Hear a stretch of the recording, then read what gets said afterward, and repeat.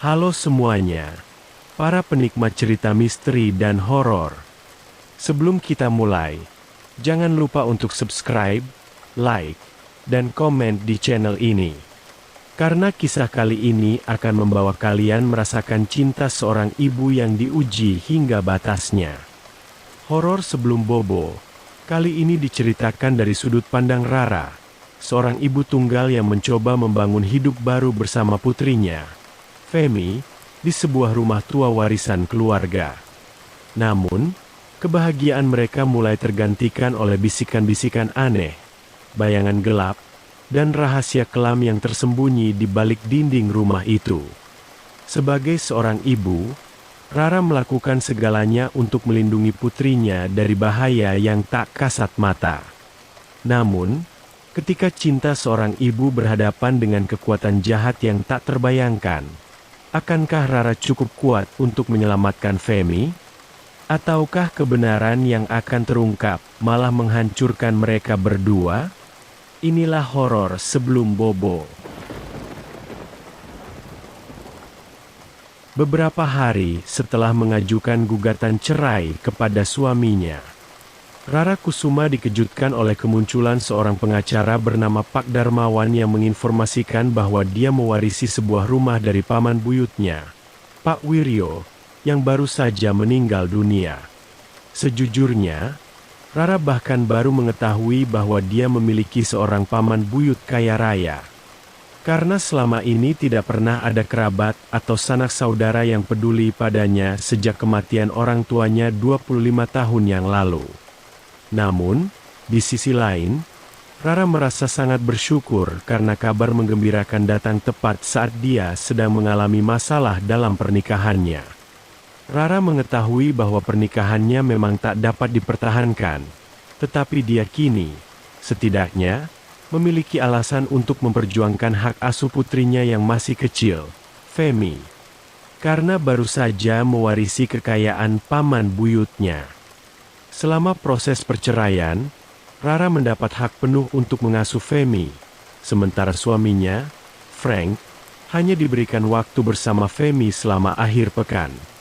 Setelah mewarisi kekayaan Pak Wiryo secara sah, Rara pun memutuskan pindah ke rumah Pak Wiryo yang lokasinya cukup terpencil. Beruntungnya, Femi merasa sangat bahagia saat mereka pindah ke sana, karena rumah itu sangat besar dan memiliki banyak kamar. Pak Darmawan menjelaskan kepada Rara bahwa Pak Wiryo jarang menempati rumah itu, karena sering bepergian untuk perjalanan bisnis.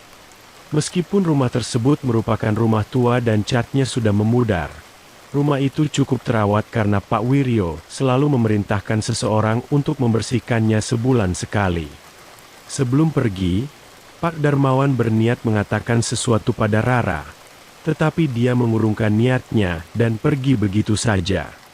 Sementara itu, Femi, yang merasa bahagia dengan rumah barunya, memilih kamar di ujung koridor yang memiliki jendela menghadap ke kolam renang di belakang rumah. Saat Femi sedang duduk di tepi tempat tidurnya sambil memandang keluar jendela, dia dikejutkan oleh seekor lalat hijau yang tiba-tiba hinggap di atas tangannya. Femi yang panik langsung menjerit ketakutan, membuat Rara bergegas pergi ke kamar putrinya untuk memeriksa keadaan. Sambil menangis, Femi memberitahu ibunya tentang lalat hijau besar yang hinggap di tangannya.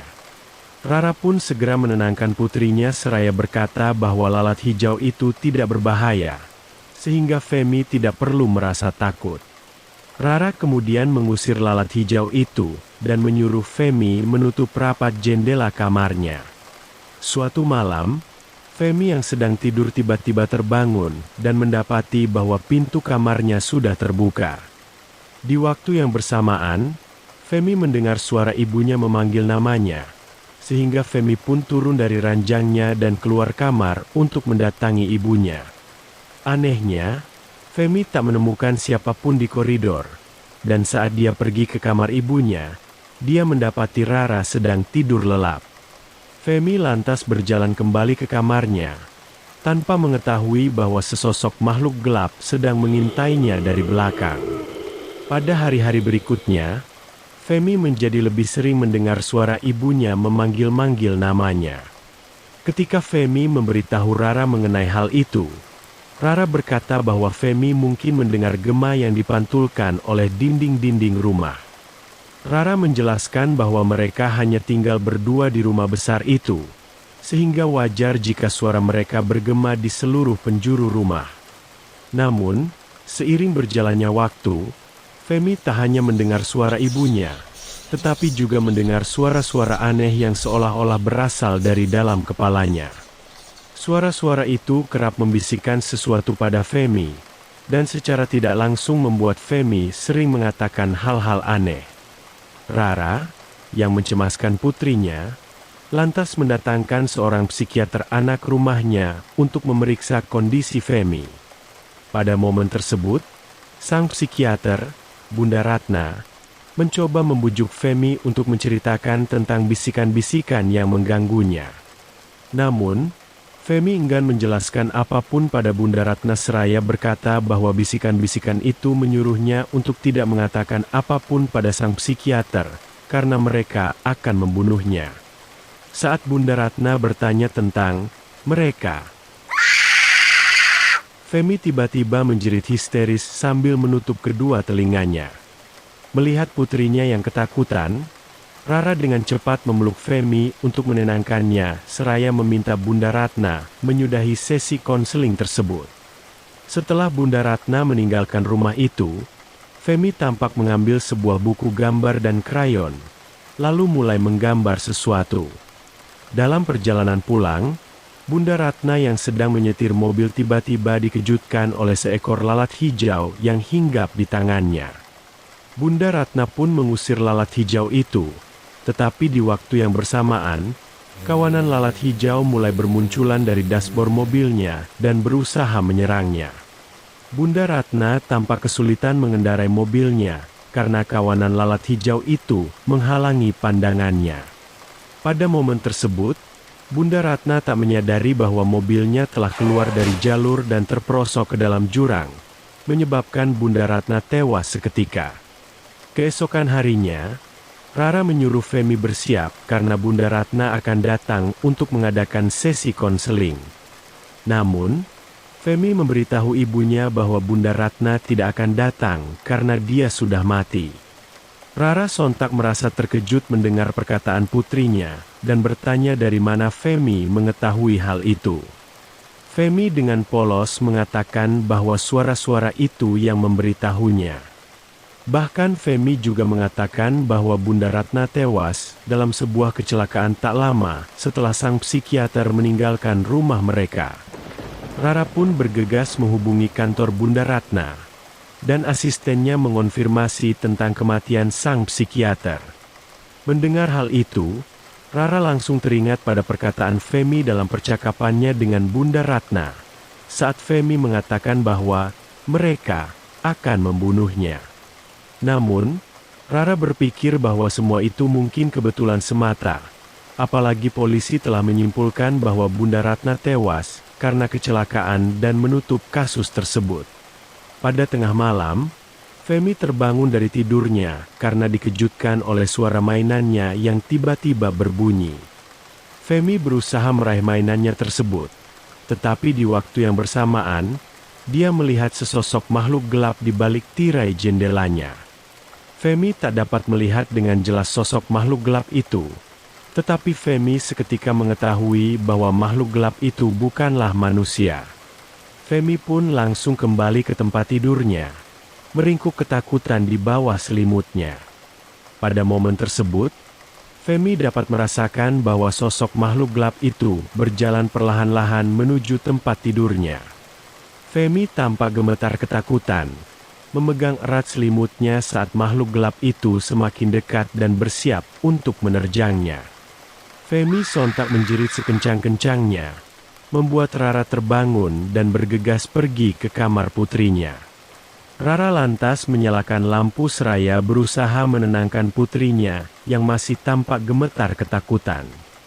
Femi kemudian menceritakan tentang makhluk gelap itu kepada ibunya, tetapi Rara berasumsi bahwa Femi mungkin hanya mengalami mimpi buruk.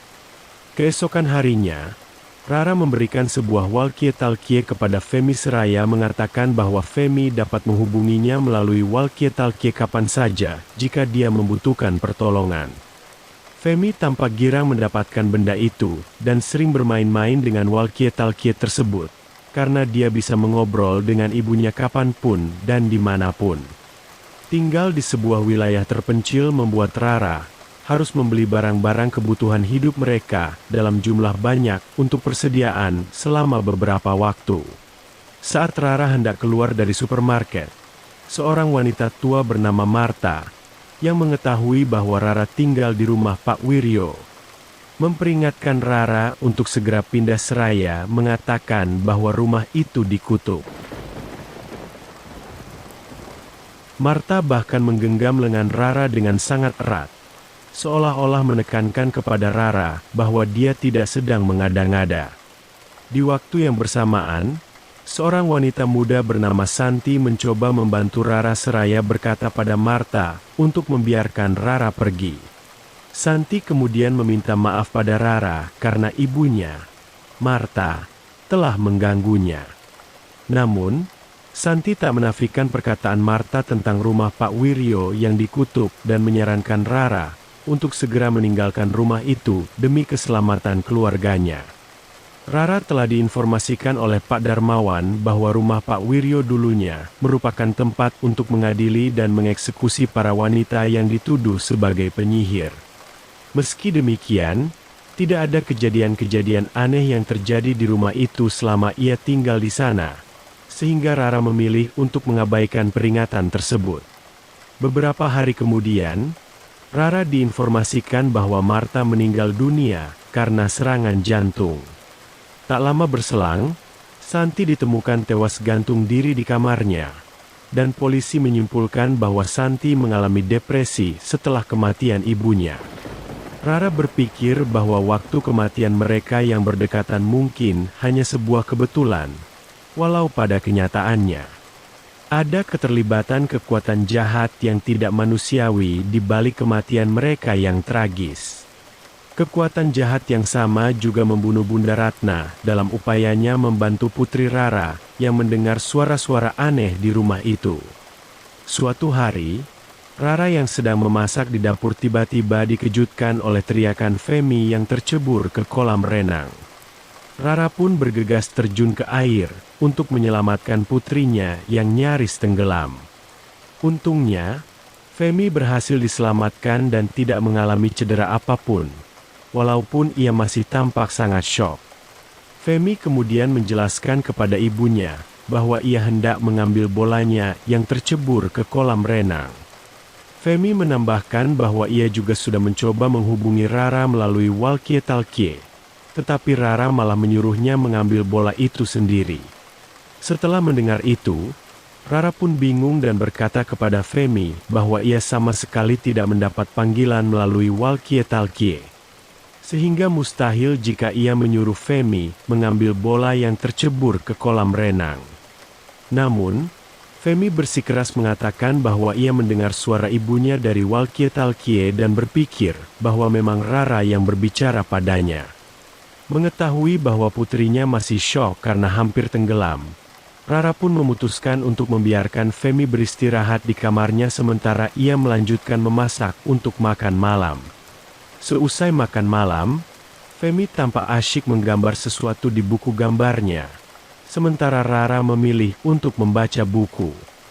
Femi, yang masih merasa takut dengan sosok makhluk gelap yang muncul di kamarnya, lantas memohon pada ibunya untuk menemaninya tidur. Rara hanya mengangguk sambil tersenyum sebagai respons, lalu menyuruh Femi untuk segera pergi tidur. Sesuai permintaan Femi, Rara pun dengan senang hati menemani putrinya sampai Femi benar-benar terlelap. Mengetahui bahwa putrinya sudah tidur, Rara pun kembali ke kamarnya. Hari itu cukup melelahkan secara fisik dan mental, sehingga Rara langsung terlelap tak lama setelah ia mematikan lampu, tanpa mengetahui bahwa seekor lalat hijau hinggap di atas telinganya. Lalat hijau itu kemudian masuk ke telinga Rara, tetapi Rara sama sekali tidak merasakan apapun, seolah-olah ia telah dibius untuk tidur dalam waktu yang lama. Tak lama setelah itu, Rara terbangun karena mendengar suara dari walkie-talkie yang sengaja ia letakkan di dekatnya, agar ia bisa langsung mengetahui jika Femi menghubunginya. Pada momen tersebut, Rara mendengar suara Femi yang berteriak memanggil-manggil namanya. Setelah mendengar itu, Rara pun bergegas ke kamar putrinya, tetapi ia tidak menemukan Femi di sana.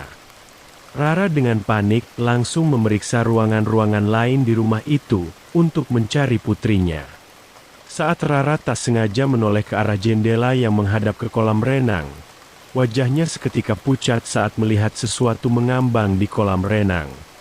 Rara pun langsung berlari ke kolam renang, di mana ia sontak menjerit histeris saat menemukan bahwa putrinya telah mengambang di kolam renang. Rara dengan cepat meraih Femi dan segera membawanya ke pinggir kolam renang, berusaha menyelamatkan nyawanya.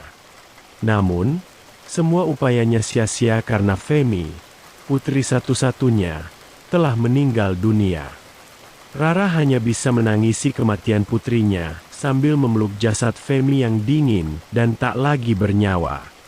Tak lama setelah itu, Rara yang masih tampak sangat terpukul atas kematian putrinya dikejutkan dengan suara-suara aneh yang berasal dari walkie-talkie. Rara pun segera mengambil walkie-talkie itu dan memeriksa apakah benda itu rusak atau bermasalah. Pada momen tersebut, Rara juga mendengar suara yang ia yakini sebagai suara Femi tengah meminta tolong padanya. Rara, yang berpikir bahwa Femi benar-benar membutuhkan pertolongan, lantas berusaha menghubungi Femi melalui walkie-talkie itu, tetapi benda itu tiba-tiba mati. Sejak kejadian itu, Rara semakin sering mengalami kejadian-kejadian aneh yang tak dapat dijelaskan. Rara kerap mendengar bisikan-bisikan di sudut ruangan yang gelap, dan juga melihat sekelebat makhluk gelap yang sering bergentayangan di rumahnya. Tak hanya itu, Rara juga sering mengalami mimpi buruk dan melihat sosok putrinya yang sudah mati di rumah itu. Rara berniat mengunjungi seorang psikiater untuk memeriksa kondisi mentalnya, karena ia beranggapan bahwa ia mungkin hanya berhalusinasi akibat tekanan batin yang dialaminya setelah kematian Femi. Namun, Rara lantas mengurungkan niatnya saat ia teringat pada Bunda Ratna yang kehilangan nyawanya saat berusaha membantu Femi. Meski demikian, Rara tak ingin gangguan-gangguan itu terus berlanjut, sehingga ia pun memutuskan untuk menghubungi Arif dan Dewi Wijaya, sepasang paranormal yang direkomendasikan oleh seorang teman. Saat Rara bertemu dengan Arif dan Dewi, ia tampak sedikit terkejut sekaligus skeptis karena Arif dan Dewi tampak jauh lebih muda dari perkiraannya. Menyadari hal itu, Dewi lantas mengatakan beberapa hal pada Rara, membuat Rara sangat kaget karena Dewi tak seharusnya mengetahui hal-hal rahasia itu. Rara kemudian bertanya dari mana Dewi mengetahui hal-hal tersebut, dan Dewi dengan sederhana menjawab bahwa Femi yang memberitahu semuanya kepadanya. Setelah mengetahui hal itu, Rara akhirnya tak lagi meragukan Dewi dan kakak laki-lakinya, Arif, sebagai paranormal. Rara juga berterima kasih kepada Arif dan Dewi, karena mereka tetap bersedia datang dan membantunya. Walaupun mereka telah diinformasikan tentang kematian tragis dari orang-orang yang berusaha membantunya. Dewi menjelaskan bahwa pekerjaan mereka tidak hanya membantu orang-orang yang masih hidup, tetapi juga menolong para arwah gelisah yang masih terjebak di dunia ini, agar mereka dapat beristirahat dalam kedamaian yang abadi. Setelah menceritakan semuanya, Rara lantas mengajak pasangan ini berkeliling seraya menunjukkan kamar Femi dan juga kolam renang. Saat mereka memasuki kamar Femi, Dewi tampak menekan dadanya dengan kuat, seolah-olah sedang menahan rasa sakit yang luar biasa. Melihat hal itu, Arif langsung menyadari bahwa Dewi sedang melakukan penglihatan masa lalu, sebuah kemampuan yang membuatnya mampu melihat kejadian-kejadian di masa lalu yang terjadi di suatu tempat. Ketika Arif bertanya tentang apa yang ia lihat, Dewi hanya membalas bahwa ada kekuatan yang sangat jahat bersemayam di rumah itu, dan kekuatan jahat itu telah merenggut nyawa Femi. Sementara Arif memasang banyak kamera dan bel di sekeliling rumah untuk mengumpulkan bukti keberadaan makhluk-makhluk gaib, Dewi dan Rara mencoba mencari tahu tentang sejarah rumah itu. Rara telah memberitahu Dewi bahwa rumah itu dulunya merupakan tempat untuk mengadili dan menghukum para wanita yang diduga sebagai penyihir. Namun, setelah Dewi melakukan riset lebih jauh, ia mengungkapkan bahwa para wanita yang diadili itu tidak bersalah, kecuali seorang wanita bernama Nyai Sari yang merupakan pemuja setan. Dewi menjelaskan bahwa Nyai Sari sengaja mengorbankan putri kecilnya, Linda, yang secara kebetulan usianya sebaya dengan Femi, dengan cara membunuhnya. Setelah menumbalkan putrinya sendiri, Nyai Sari berhasil mendapatkan kekuatan supranatural yang membuatnya mampu mengutuk siapapun yang dikehendakinya. Tepat setelah Dewi mengatakan hal itu, kawanan lalat hijau tiba-tiba bermunculan keluar dari lubang ventilasi udara yang ada di seluruh penjuru rumah. Akibat serangan tersebut, Arif yang sedang menaiki tangga kehilangan keseimbangan dan terjatuh. Sementara Dewi berusaha membuka semua jendela seraya mengusir kawanan lalat hijau tersebut. Saat malam tiba, Dewi menekankan kepada Arif dan Rara agar mereka selalu bersama demi keselamatan masing-masing. Dengan kemampuan indera keenamnya, Dewi dapat mengetahui bahwa makhluk gelap yang menghantui rumah itu sedang mengintai mereka seraya mencari celah untuk memisahkan mereka bertiga. Pada waktu yang bersamaan, Rara melihat sosok Femi yang seolah-olah memberikan isyarat padanya untuk mengikutinya. Rara, yang sangat merindukan putrinya, berniat menghampiri Femi, tetapi Dewi dengan cepat menghentikannya seraya berkata bahwa sosok itu bukanlah putrinya. Benar saja, sosok yang Rara lihat sebagai Femi tiba-tiba bertransformasi menjadi makhluk yang sangat menakutkan dan mulai menciptakan gangguan-gangguan supranatural untuk meneror mereka. Pada momen tersebut, Arif berusaha melindungi Dewi dan Rara, tetapi makhluk itu dengan mudah menyingkirkan Arif dan membuka jalan untuk mendekati Dewi. Terkejutnya, makhluk gelap itu rupanya tidak berniat menyakiti Dewi, melainkan ingin mengungkapkan kebenaran mengenai peristiwa mengerikan yang terjadi di masa lalu. Mengetahui hal itu, Dewi pun membolehkan makhluk gelap itu untuk merasuki tubuhnya, di mana ia kemudian mendapatkan penglihatan tentang peristiwa tragis di masa lalu. Berabad-abad yang lalu, 5 wanita diadili dan dieksekusi mati di tempat itu karena mereka dianggap sesat dan dituduh sebagai pemuja setan.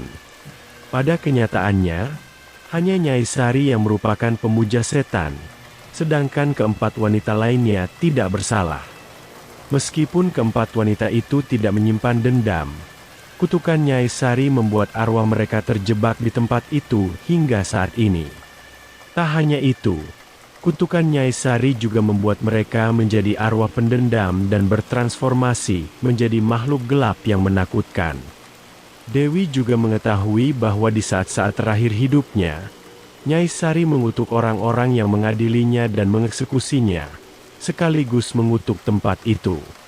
Sesaat sebelum keluar dari tubuh Dewi, makhluk gelap itu memperingatkan Dewi tentang kutukan Nyai Sari yang selalu ditandai dengan kemunculan lalat hijau, serta lokasi di mana jasad mereka, termasuk jasad Nyai Sari, terkubur. Saat Dewi mendapatkan kesadarannya kembali, secara tak terduga, Arif sudah berdiri di hadapannya, bersiap menikam Dewi.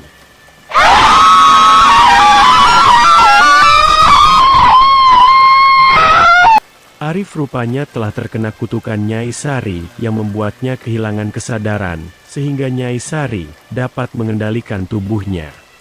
Untungnya, Dewi mampu menghindari serangan tersebut, dan dengan bantuan Rara yang lantas memukul kepala Arif menggunakan sebuah tongkat pemukul. Mereka pun berhasil melumpuhkan Arif dan membuatnya pingsan. Mengetahui bahwa Arif mungkin akan segera bangun, Dewi memberitahu Rara tentang penglihatannya dan cara untuk mengakhiri semuanya.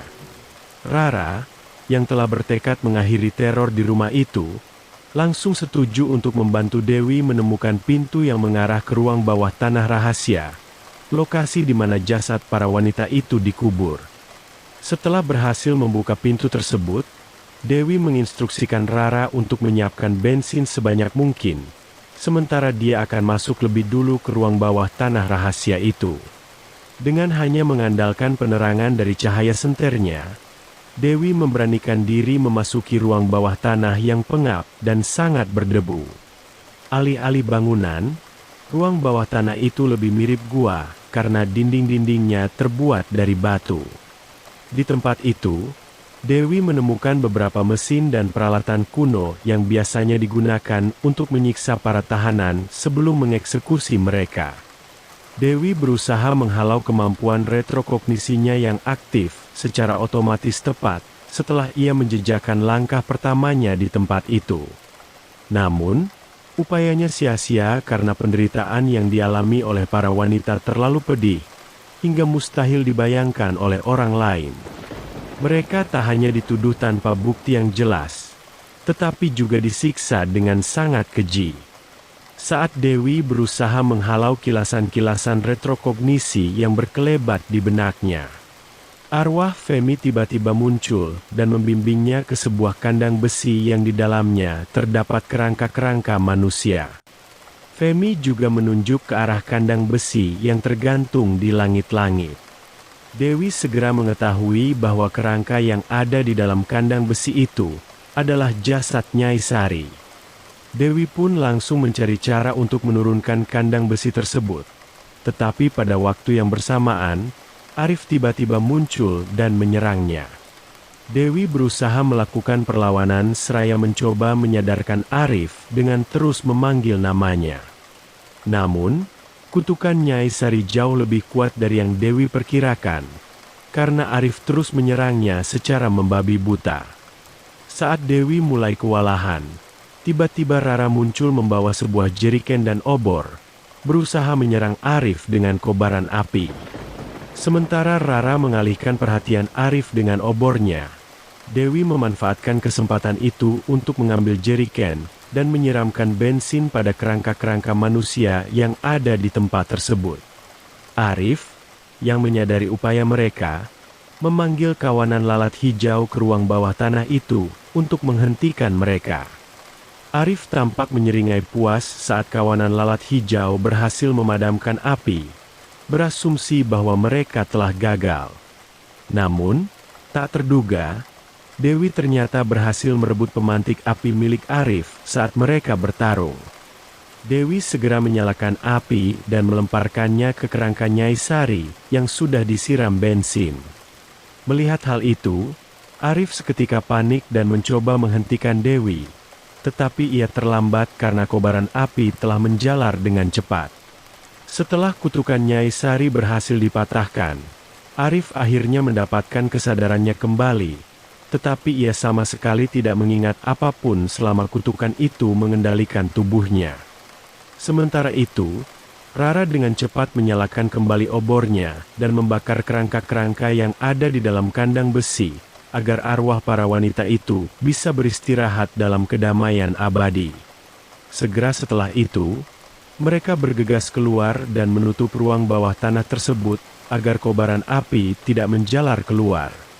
Pada momen itu, mereka melihat Femi dan Linda saling berpegangan tangan sambil tersenyum ke arah mereka. Hal itu menandakan bahwa kedua arwah gadis kecil itu akhirnya mendapatkan kedamaian. Rara tak dapat menahan air matanya saat ia melihat putrinya untuk terakhir kalinya. Ia memanfaatkan kesempatan itu untuk meminta maaf kepada Femi.